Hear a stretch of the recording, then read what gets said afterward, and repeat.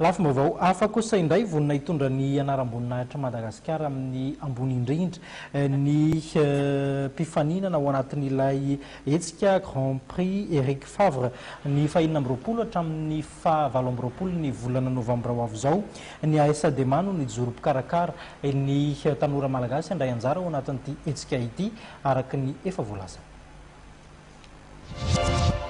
Atleta malagasy misa enina no andray anjara amin'ny fifaninanana Grand Prix Eric Favre izay totosaina any amin'ny Seychelles ny fahenina amby roapolo, fito amby roapolo sy valo amby roapolo ny volana novambra izao.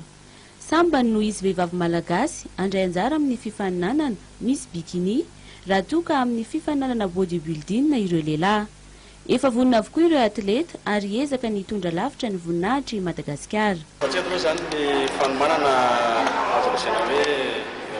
Sy folo isan-jato satria efa haiko ilay fotoana dia izay loha efa mampiparahitsy hoentina rehetra tokony aina aloha be da be satria raha ny place nisy Madagasikara tamin'ny fotoana azo lazaina tsara tafiditra tao amin'ny 3 premier foana zay tafiditra tao anatin'ny meilleur Brésil zany efa anisan'ny atleta efa atahorana satria tema anisany indiana amin'ity zany zay mampanantena zavatra tena Madagasikara zay fa fanomanana ataonay aloha tena mafy ezaka izay ary tsy mitsanganena tsy vahoaka roa amby roapolo tapitrisany ao an-damosina dia miezaka izay tena maximum hoe eto izany dia miezaka nanao tena farany.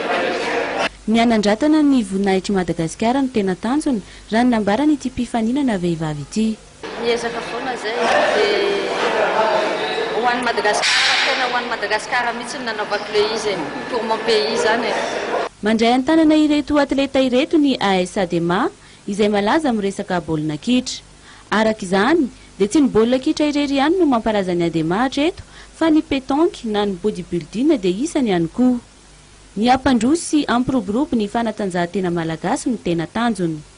Nisy mihitsy araka izany ny fananganana toerana manokana ahafahana manao fanatanjahantena eny Ivato. Izany mbola tena hoe ao anatin'ny mbola tanora be fa efa miezaka kehitriny zany mba manatsara ty zao salina eto amin'ny ADEMA ty salina vao eritaona zany ty zao mitsangana eritaona dia zao izy zany efa moka milalao anankiray andehanao le fifaninana. Fa ny telony amin'ity taona ity Madagasikara no nandray anjara tamin'ity fifaninanana ity. Vokatra tsara trano no nentin'ireo mpandray anjara satria tafiditra ao anatin'ireo telo voalohany mendrika indrindra foana hatramin'izay.